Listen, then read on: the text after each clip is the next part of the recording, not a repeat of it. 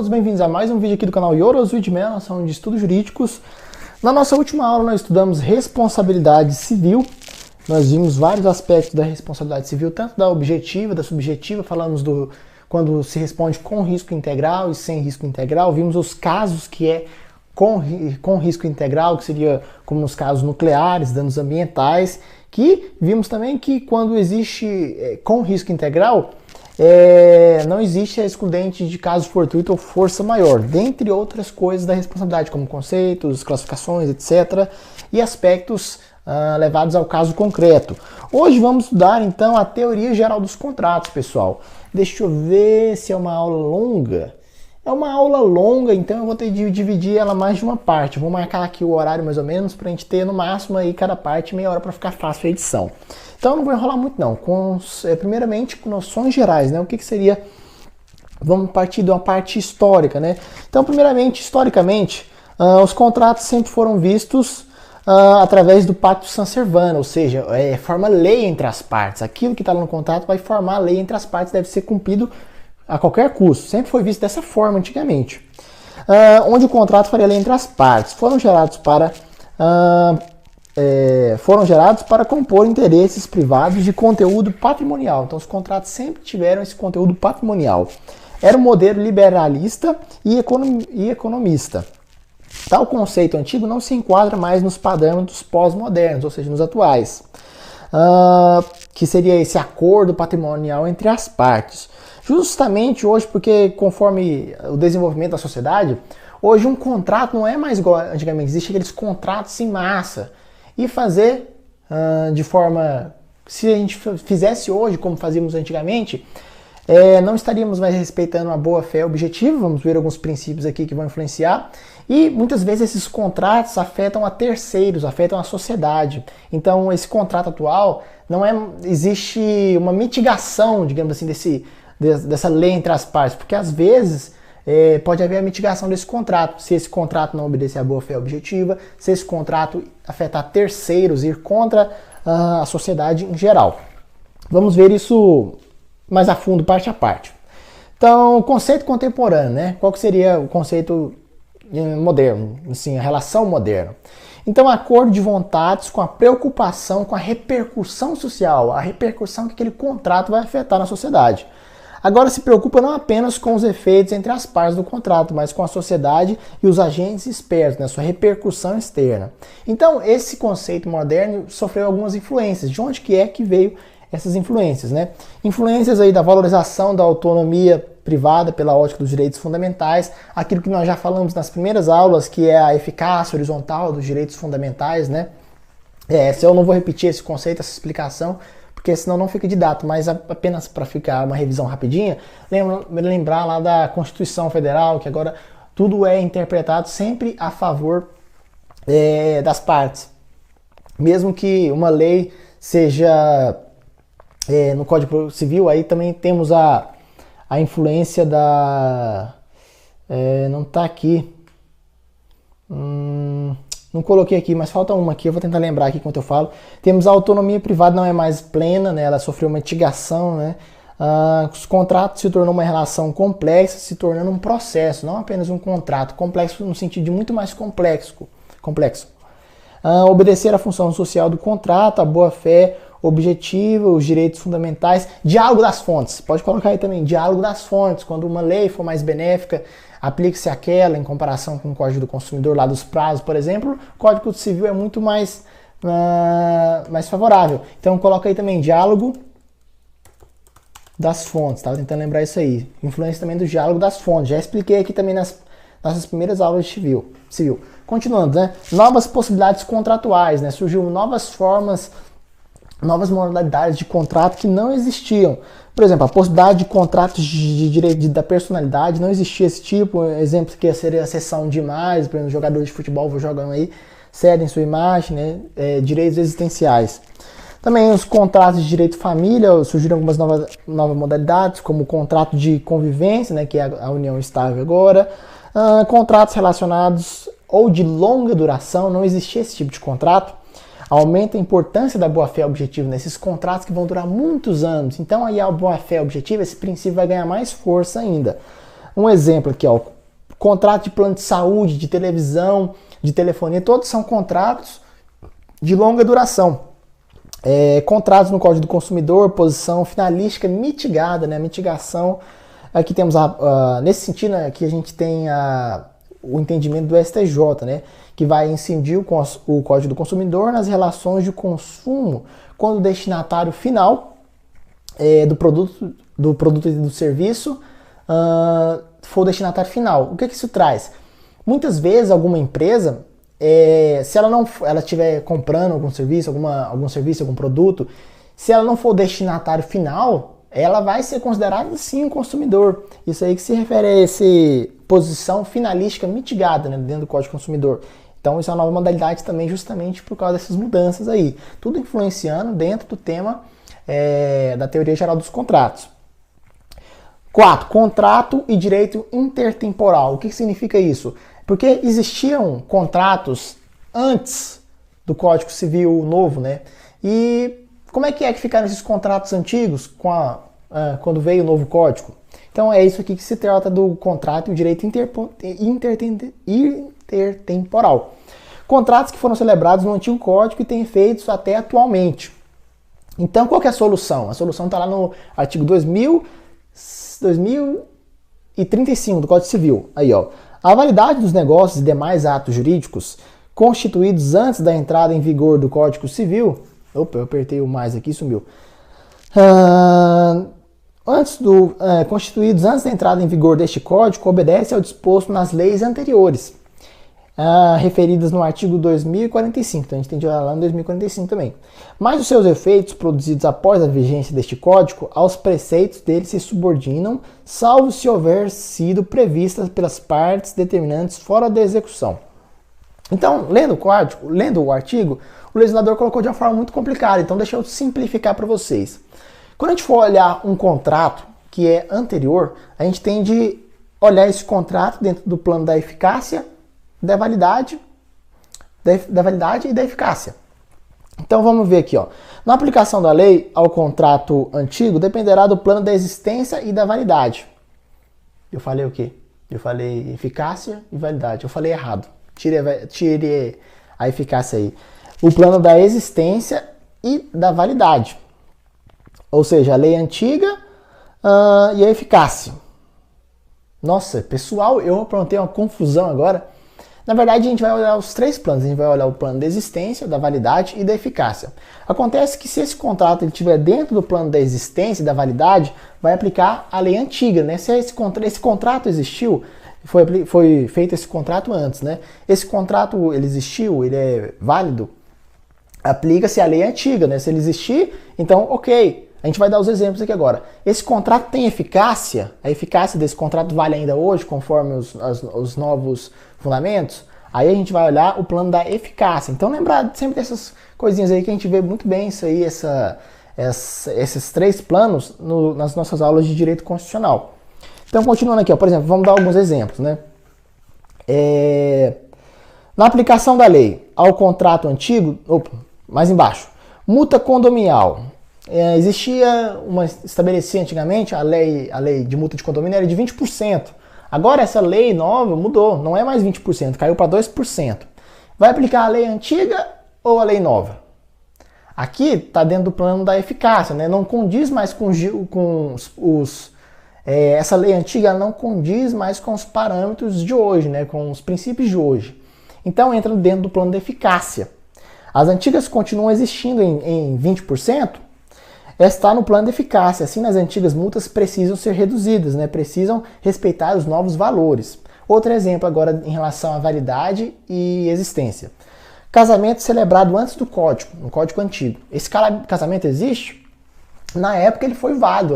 Aqui diz respeito a se esse casamento existe ou se ele não existe. É diferentemente do exemplo da multa. Então vai aplicar a lei antiga, então ele existe. Mais um exemplo aqui, ó. Sociedades empresárias, né, que foram sociedades empresárias entre cônjuges. O que acontece é que antigamente podia eu ter uma sociedade com minha esposa, por exemplo. Hoje não pode mais, isso é proibido. Só que isso diz respeito à existência. Então, quem criou uma empresa com o seu cônjuge antigamente, Ele sim, ele pode, então, diz respeito à existência e à validade. Então, vai aplicar a lei antiga, essa sociedade empresária, ela é válida. Então, isso aí que tem de olhar quando a gente olhar um contrato intertemporal, né? Aqui temos alguns elementos da validade, né? Quais são os elementos da validade? A validade do negócio jurídico requer. Isso aqui a gente já estudou quando a gente viu o negócio jurídico, então eu vou passar mais rápido para a gente não ficar repetindo, né? Aqui, quando eu falo de validade, significa, já está implícito que os requisitos de existência estão aí, que é ter um agente, um objeto e uma forma. Agora, além de existir ser válido, precisa obedecer esse artigo aqui, o 104, que é um agente ser capaz, um objeto ser lícito, possível, determinado e a forma prescrita em lei. Além disso, tem outro requisito, que é o consentimento livre e desembaraçado. Nesse último tópico aqui, entre as nossas aulas que nós estudamos as aulas sobre os vícios do negócio jurídico, lá que diz respeito ao dolo, a coação, forçar a mente aqui, estado de perigo, a fraude contra credores. Esse aí nós estudamos em outra aula. Então, esse tema aqui eu vou passar mais batido, galera. Mais rápido, porque a gente já falou aí nas aulas. É só pra gente revisar aqui. Então, primeiramente, capacidade do agente, né? A gente sabe que o agente precisa ser capaz. A incapacidade conduz à nulidade. Sim? Vai conduzir à nulidade. É diferente de nulidade e anulabilidade. Nós já estudamos isso aqui também nas primeiras aulas. A incapacidade conduz à nulidade. Incapacidade absoluta. Agora, se for um agente aí entre os 16 e os 18 anos, que ele é relativamente incapaz, vai conduzir à anulabilidade, incapacidade relativa, né? O contrato celebrado por ente despersonalizado, ele é válido? Sim. Por quê? O exemplo aqui é o condomínio edilício. O condomínio edilício, ele é um dos entes despersonalizados. Mas mesmo assim ele pode contratar, você pode fazer um contrato com o condomínio para executar uma obra lá. Então o agente não é que ele tem que ter personalidade, ele tem que ter capacidade. Se ele não tiver personalidade jurídica, como por exemplo o edilício, ele pode sim contratar. Então esse requisito tem que ser observado isso, é por isso que eu coloquei esse exemplo aqui. Eu estou falando mais rápido porque essa aula é longa, então se você não entender uma parte é só se repetir, porque eu tenho que falar mais rápido hoje, porque senão vou ter que colocar umas 5 aulas para falar desse tema. Eu não quero isso e eu acho que ninguém quer. Então eu vou tentar ser sucinto e objetivo com vocês. Legitimação, requisitos específicos para a prática do ato. O que seria isso, né? Exemplo, autorização do cônjuge para a prática de negócios imobiliários, né? Quando alguém é casado e não for o regime da separação universal, ele vai comprar ou vender alguma coisa, ele precisa da outorga uxória da sua esposa ou do seu marido. Quando é do marido é chamado de outorga marital. Para a mulher é outorga uxória. Então temos a exceção que eu falei para vocês, que é o regime de separação total. Outra coisa ainda dentro dessa capacidade, né? Uma coisa aqui, a legitimação, porque o agente pode ser capaz, mas se ele for casado ele tem que ter legitimação. Isso eu queria falar para vocês nesse tópico aqui superior. Produção de efeitos jurídicos por incapazes, né? Existem algumas exceções, quando um incapaz pratica um ato e esse ato não é válido. A gente já estudou isso aqui também, então eu vou falar muito rápido. Vocês veem que algumas coisas repetem. Porque quando a gente estudou negócio jurídico, que é a base dos contratos, fato jurídico é a base, a gente viu isso aqui tudo. Agora é uma revisão só levado mais para dentro dos contratos. É chamado de Senatus Consultum Macedônia. A gente tem que lembrar lá de Roma. Está lá no artigo 588, no Código Civil, e lá fala o seguinte: o mútuo feito por pessoa menor, sem prévia autorização daquele sob a sua guarda estiver, não pode ser reavido do mutuário nem de seus filiadores. O que significa isso aqui? Se eu fiz um contrato com um menor de emprestar dinheiro, por exemplo, eu não posso cobrar daquele menor. Seria basicamente isso. Mas aí temos as exceções. As exceções é quando o menor, basicamente, ele utilizou disso com má fé, ele agiu com má fé. Estão nos incisos as exceções. Quais são elas? Se a pessoa de cuja autorização necessitava do mutuário para contrair o empréstimo, a ratificação posteriormente, se o menor estando ausente, essa pessoa se viu obrigada a contrair o empréstimo para seus alimentos habituais, se o menor tiver bens ganhos com seu trabalho, mas em caso a execução do credor não lhes poderá ultrapassar as forças, se o empréstimo reverteu em benefício do menor, se o menor obteve um empréstimo maliciosamente. Aqui, ó, esse aqui que é o exemplo que eu mais lembro, que é o da má-fé. O menor queria, ele sabia que ele não poderia cobrar dele, porque ele era menor, e ele foi lá e agiu de má-fé e pegou, já com a intenção de não devolver. Aí sim aplica-se. Mas esses outros incisos aqui são outros exemplos que não vai, que o menor vai ter de sim pagar. Nessas situações, seria basicamente isso. Licitude do objeto é o próximo requisito, né? A ilicitude conduz à nulidade. Não vou falar da ilicitude porque a gente teve uma aula só para falar de aula ilícito, uma aula inteira. Continuando, objeto determinado, né? A gente sabe que o objeto precisa ser determinado ou determinável. Ele pode não estar determinado aqui no momento, mas posteriormente ele pode ser determinável. A indeterminação conduz à anulação absoluta, né? A indeterminação absoluta do objeto leva à nulidade, não à anulabilidade. Aqui temos a proibição do pacto Corvina, né? O pacto sucessório. O que seria isso? Está lá no 426. Não pode ser objeto de contrato a herança de pessoa viva. O nosso ordenamento proíbe esse tipo de objeto. Temos a exceção da adiantamento da legítima. O que seria isso? Vou falar rapidamente, mas quando a gente estiver estudando direito de família, a gente vai ver isso bastante. É basicamente quando eu estou vivo ainda e eu decido adiantar para os meus filhos, em comum acordo entre eles, uma parte da herança. Não seria um contrato, aí é chamado de adiantamento de legítimo. Isso aí pode. Seria exceção desse proibição do pacto Corvina, né? Que vai fazer contratos. Eu estou fazendo um contrato, vamos fazer um contrato aqui, o meu pai está quase morrendo, vou fazer um contrato com você quando eu receber, entendeu? Isso aí seria proibido. Eu colocaria a herança em um contrato que a pessoa está morta, que está viva ainda. Formalidade, somente se exige a forma prescrita em lei, né? Então, nosso ordenamento fala que quando, para a prática de algum contrato, tiver uma forma prescrita que for essencial à sua essência, eu vou ler aqui o artigo ainda, aquilo lá se torna requisito essencial para a sua validade. Então, somente se exige a forma, quando a forma for exigida, deixa eu achar o artigo já. 166, é nulo o negócio jurídico quando? Está lá no inciso 4. Não revestida a forma prescrita em lei. No inciso 5, for preterida alguma solenidade que a lei considere essencial para a sua validade. Aqui temos eu não sei se foi um exemplo, aqui quando eu falei da aquisição de imóvel, né? Existe, aqui ó, um exemplo, aquisição de imóvel. Para isso, exige-se o registro no cartório, é um requisito essencial para a sua validade, está lá no 1245. A escritura pública da propriedade será celebrada no cartório de notas para depois ser registrada no cartório imobiliário. Uma duplicidade de formalidade, isso está na lei, então se não tiver nenhuma dessas partes, não vai valer essa aquisição do bem imóvel, né? Aqui temos uma coisa chamada de conversão substancial dos negócios jurídicos. Vou falar só um pouquinho, porque eu já falei disso aqui também, lá quando a gente falou na nossa aula de negócios jurídicos. Então é muito bom antes de você ver essa aula aqui, você ver a nossa aula de negócios jurídicos. O negócio jurídico nulo não se convalida, apenas os negócios anuláveis. A gente viu isso. Nunca se convalida. Negócio nulo não se convalida. Mas pode-se aproveitar a substância daquele negócio jurídico, é chamado de conversão substancial. Conversão substancial não é a mesma coisa de validação. Validação? Acho que é validação. Deixa eu continuar aqui. Está lá no 170. Se, porém, o negócio jurídico nulo contiver os requisitos de outro, ou seja, aquele negócio que eu pratiquei poderia ser praticado por outro, se a gente alterasse a formalidade.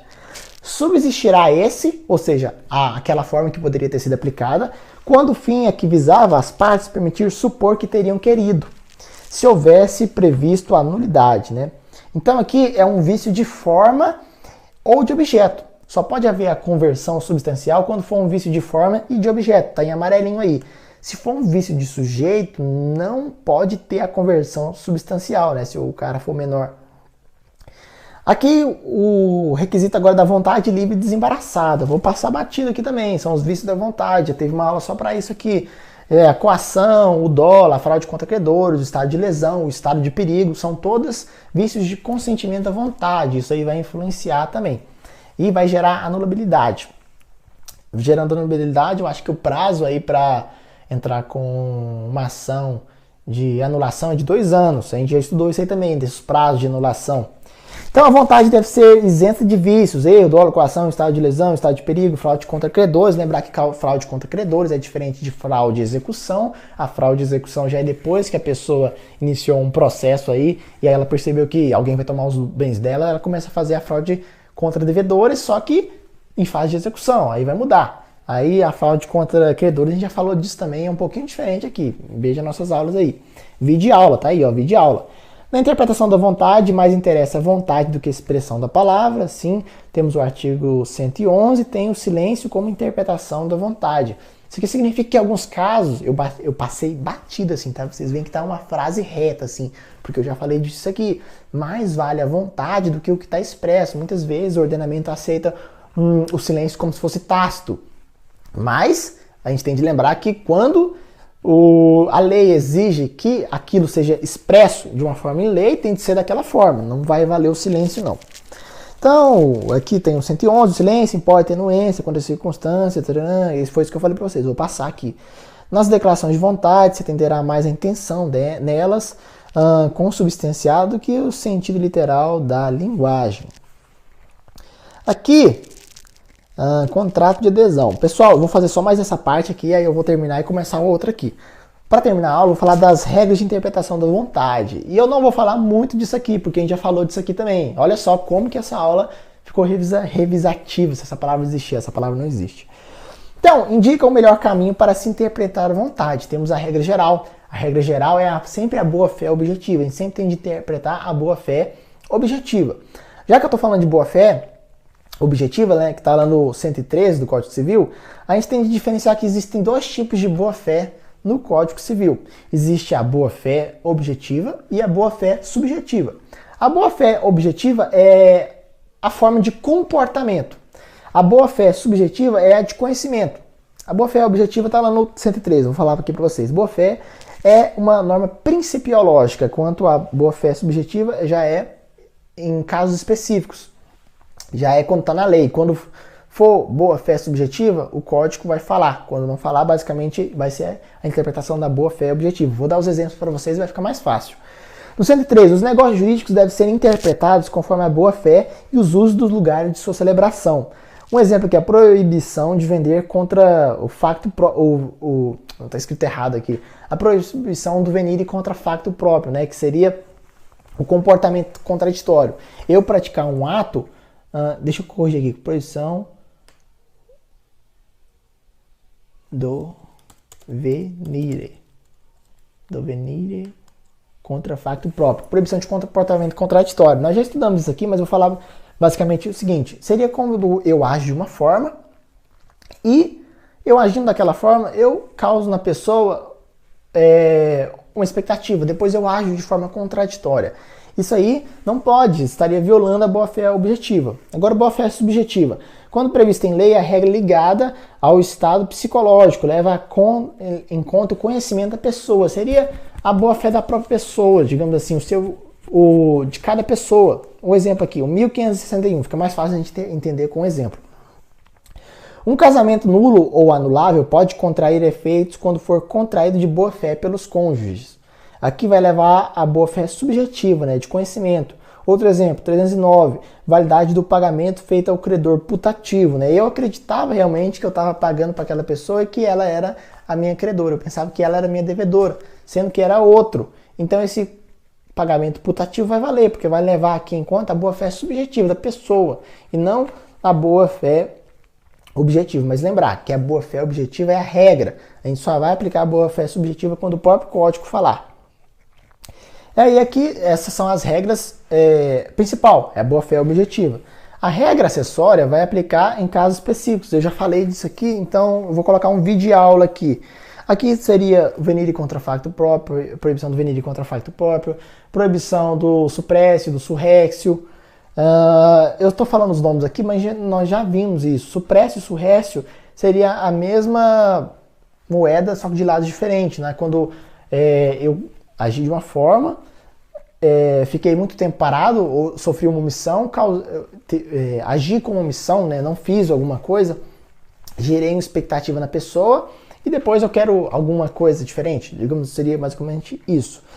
Temos a reserva mental, né, o 110 lá, reserva mental, a intenção de não cumprir o contrato. Quando eu celebrei um contrato, já com a intenção de não cumprir aquele contrato, eu estou com reserva mental. A outra pessoa não sabe disso. Então, esse contrato, se a pessoa não sabia, eu vou ter que pagar perdas e danos para ela. Se a reserva mental é conhecida, é simulação, é diferente. Se a outra pessoa sabia que eu não queria praticar e mesmo assim praticou o contrato jurídico, isso é uma simulação. O contrato vai ser nulo. Se a reserva mental é desconhecida, o contrato vale, esse contrato vale, só que eu vou ter que pagar perdas e danos, porque a pessoa não sabia que eu não queria praticar o ato. Temos a interpretação restritiva, né? Todos os contratos devem ser interpretados de forma restritiva, de alguns casos, lá no 114, né? Os negócios jurídicos benéficos e a renúncia. Negócios jurídicos benéficos e renúncia devem ser interpretados restritivamente. Mas além desses contratos benéficos e de renúncia, existem outros casos que a gente coloquei aqui em vermelho, né? A fiança, o aval, os contratos sancionatórios também devem ser interpretados restritivamente. Então, os contratos benéficos, a renúncia, o aval, né? O avalista, né? A fiança e os contratos sancionatórios. Deixa eu ver, contrato de adesão. Vou falar rapidinho dos contratos de adesão, porque é bem pequenininho. Contrato de adesão. A interpretação deve ser mais favorável ao aderente, né? No 423. São alguns tópicos rapidinho. Então, lá nos contratos de adesão, quando a gente é obrigado, a gente não pode fazer contrato de telefonia, contrato de Sky, esses contratos todos, contrato com banco, todos são contratos de adesão. Você não tem muita opção de mudar o contrato, você apenas assina no final, você não pode mudar nenhuma cláusula, são contratos de adesão. Esses contratos devem ser interpretados restritivamente, sempre favorável ao aderente. O contrato do consumidor também é da mesma forma, deve ser sempre interpretado a favor do consumidor. Então, quando houver no contrato adesão, cláusula ambíguas ou contraditórias, deve-se adotar a interpretação mais favorável ao aderente. Nos contratos de adesão, são nulas as cláusulas que estipulam a renúncia antecipada ao aderente, o direito resultante da natureza do negócio. Se tiver um contrato de adesão ou de consumo, qualquer cláusula lá que eu estou renunciando ao meu direito, isso aí é nulo, isso aí já é pacífico. Vou dar uma pausa aqui agora, pessoal, molhar a garganta um pouquinho, beber uma água e já voltamos já com a nossa próxima aula. Vamos continuar falando do contrato contraditório e dos princípios.